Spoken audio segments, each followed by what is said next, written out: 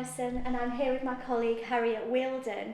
Harriet and I recently concluded our Good Governance series for Charities, which we held here at Rollett's Hull office. We explored 3 common themes that Harriet and I often get consulted about by our charity clients. So the first session that we held was on common governance pitfalls and how to avoid them.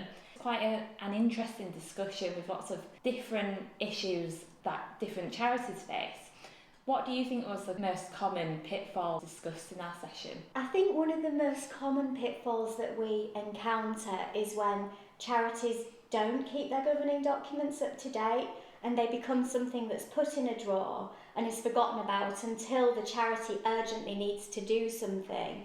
Typically we get inquiries when charities want to change their objects, and then we look at them only to find that they haven't been looked at for 50 years and are extremely out of date, and that causes problems. I also think we came across a common issue of conflicts of interest, and in my experience that is where trustees trip up the most. Not understanding exactly what a conflict is, such as a financial conflict where a trustee might be paid for services through their business or through a connected person, but also conflicts of loyalty, which are something that's often overlooked by trustees. I think that can definitely be overlooked, and it's often the fact that connected parties, the net's drawn so wide, inadvertently being tripped up as well, and making sure people understand the need to declare and then what they need to do. Another very frustrating issue for charities is when they don't know what's a regulated change and when they don't need Charity Commission consent,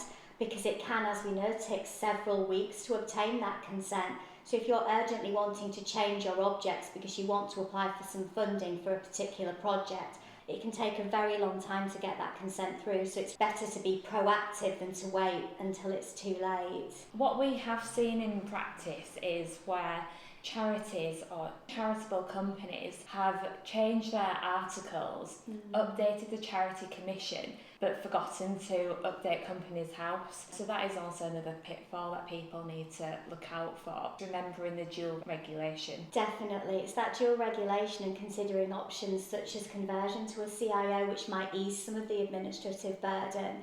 And then there's also cases where the procedures for convening meetings haven't been kept up to date, and urgent meetings can become difficult if you can't get enough trustees or members for a quorum. That can cause problems as well. So it's just good practice for trustees to take a look and make sure that they're up to date so they don't find themselves falling foul of some of these common pitfalls we encounter. So the second part of our series was effective decision making, holding productive meetings and the role of the chair, and I think we had quite good feedback on that session. It was really engaging for people from a practical perspective. What do you think makes an effective meeting? An effective meeting's so many things. For a start, people need to come prepared. It sounds really elementary, but the number of trustees meetings I've sat through and people either haven't had time to read the papers or they just simply haven't done so before the meeting, and a lot of time then gets wasted talking about things that are actually identified in the papers or questions that have already been answered. Exactly. I think the role of the chair and how important that is sometimes overlooked. Definitely. A good chair really drives the meeting forward and ensures that the items on the agenda are met. They'll also pick up on people who are perhaps a bit shy in the meeting and don't want to contribute in the way that they ought to be. So I think having a good chair is probably the most important things for an effective meeting. It's having those skills to be a good chair as well, isn't it? Because it's not something that always comes naturally, and it can take a certain type of person or someone who feels very familiar with the charity and the role to step into the shoes of someone to do it. And so one of the things that we're always encouraging people to do is to think about the succession plan for their chair, because if a very long-standing chair suddenly announces they're stepping down, it can leave a real gap if there's no one who feels able to step in. So succession planning's important. Another aspect of effective decision making and holding productive meetings to me really starts before you become a trustee. Proper trustee induction can be really helpful. A potential trustee could attend meetings as an observer and see if they think they would fit in with that trustee board. Would they be able to contribute, really understand the charity before they become a trustee? That way they would have less of a standing start when they begin their trusteeship. I think that's really important, and it can often be overlooked because it's that connection between the trustees as the board and the rest of the charity. So not only the senior staff team, if there is one, but the volunteers, the service users, the beneficiaries of the charities, to avoid this disconnect between the board and the rest of the organisation. And certainly when I've been a trustee of a charity, it's taken me sometimes more than a year to really get to know the organisation. It's so important that people are given that opportunity before they become a trustee. And sometimes for some people, they may decide that being a trustee isn't perhaps for them, but they can contribute in other ways, perhaps sitting on a committee if they've got a particular area of expertise, or helping or acting in an advisory role on the board. So there are all different kinds of ways I think people can get volunteers and eager people involved with the charity without always necessarily jumping straight into the role of a trustee, which is something that comes with the weight of real legal responsibility. We had a great time doing this one because people really like the opportunity to get together and swap experiences. A useful takeaway, you've already mentioned having the papers in advance and reading through the paperwork in readiness for the meeting. Sometimes it's useful to have the author of documents definitely on there, on those papers, so people can fully understand those in advance of the meeting. It helps the meeting just be a bit smoother and let people ask those questions in advance. Sometimes the papers can be quite complicated, or you might not perhaps have a financial background if you're looking at the accounts, for example. So knowing who you can contact to just ask any straightforward queries can be a really useful thing for trustees. It helps people come to the meetings prepared. The trustees can actually have a proper debate and discussion around a matter.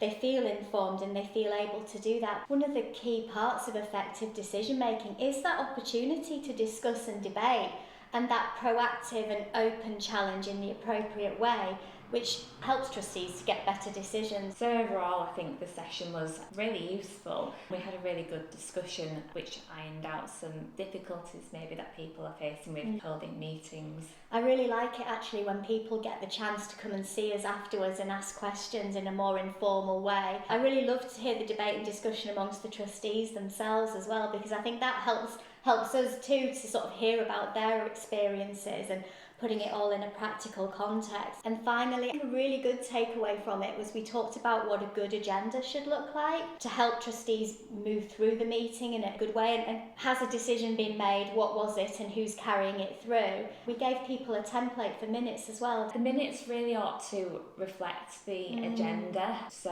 they can follow the same structure. But what is really important for minutes is that they can have an action column. So following a debate, discussion and resolution, an action point of who in the charity is going to follow that through. And then at the next meeting, when you're looking through the previous minutes, you can actually see, oh, Gerry was going to take that part forward. Has she done it? Yes. And then it just allows for a smoother meeting next time. It really does. It definitely helps with that accountability. And also if I know my name's on there to having committed to do something, it certainly spurs me on to do it, especially when it's a voluntary role and everyone's under a lot of time pressure. I think it also avoids that issue of trustees getting frustrated if the same issue keeps coming up again and again and time's wasted at meetings. So I think we really enjoyed doing them, didn't we? And it was a good session. I think out of the three of them, the effective meeting session was my favourite, I think. So the final instalment of our Good Governance series it had the snappiest title in the world, didn't it? Very snappy title. How governing documents can improve operational efficiency. Again, I think the session was well received. And in this we took it straight back to basics for some people, because with these sessions, there's a varying degree of experience in the room. Some people are very familiar with charity legal structures and what form their organisation takes, whereas some people might be more new to it. So we were trying to strike that balance. And so the first thing we looked at really was the different types of legal structure and what governing document you have. Yeah, we talked about unincorporated charities, so trusts or unincorporated associations having a declaration of trust. It could be a charity set up in a will or a conveyance. We often find those in sometimes smaller charities, but sometimes larger ones too. And how they differ to incorporated charities, so charitable companies that have articles of association, or charitable incorporated organisations which have a choice of two, so foundation model constitution or an association model constitution. And they can really differ depending on the membership structure. So we talked about those as an introduction because sometimes new trustees aren't always 100% sure on what their legal structure is and why. I think the why can be quite important. And a lot of trustees or charities that we work with sometimes don't fully understand their membership structure or the membership has changed over a period of time. A charity can start off with a wider membership with lots of people in the community engaged. And over time, you know, it could be 50 years, it could be 10 years, it could be 5. The membership has either changed or they're becoming disengaged, but the charity is still fulfilling its purposes. That's when it's time to really look at that structure and review it and see if anything needs to be changed. We've had so many of these where we have membership charities approaching us through their trustees, and the trustees have forgotten there's even a wider membership, and it becomes a problem when they then need to change their governing document and they are required under that document to get the members' consent, but they don't know who they are or they don't realise that they have members in the first place. And then particularly if they want to do something quickly, trying to contact all these long gone or inactive members becomes quite a big issue. And that's sometimes when they can use powers in the Charities Act of the Charity Commission to determine the charity's membership, or they have to go through an exercise of rationalisation where they have to get their members list if they have them, work out who they can contact, who's moved away, and it can really delay things and cause confusion. It can really cause questions to be asked as well about have valid decisions been taken, where the decision was reserved for the members. So it is just something to keep in mind. Another thing that we talked about during that session was the importance of reviewing governing documents, but in particular the objects. Because another thing we come across in practice is when a charity wants to undertake a project and it's being funded by a third party, so maybe a grant organisation, who want to see the charity's constitution, they want to look at the objects and they're out of date.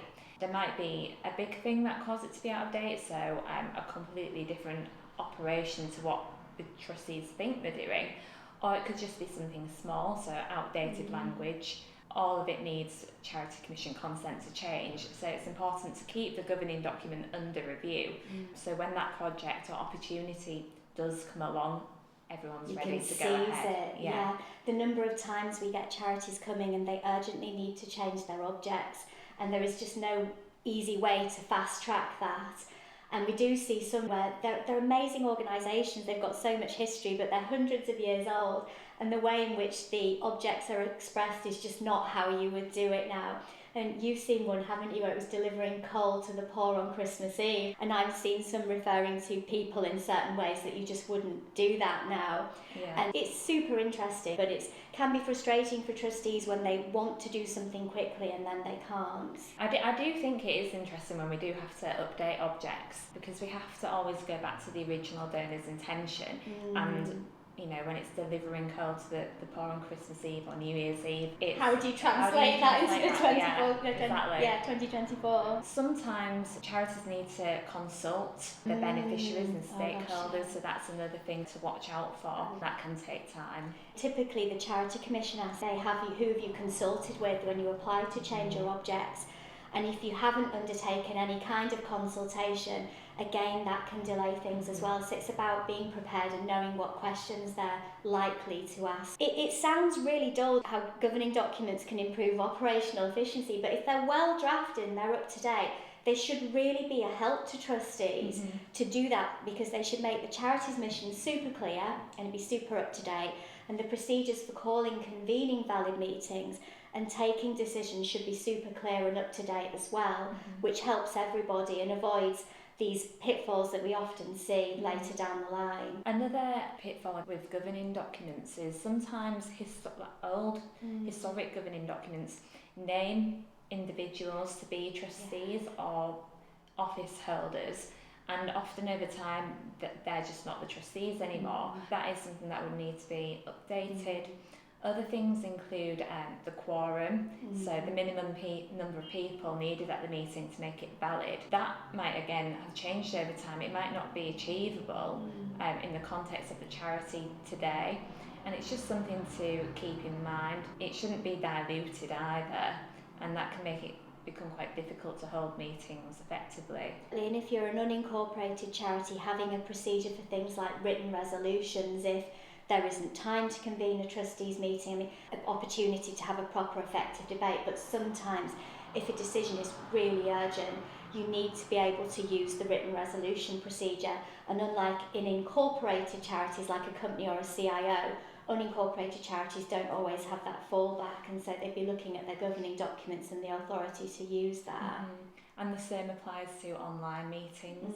So in COVID, there was a mechanism to hold online meetings for unincorporated charities who didn't have the power in their governing document, but that's been taken away now. So charities really need to check their governing documents if they are unincorporated. They do. I mean, there are now fallback provisions in the new Charities Act to help.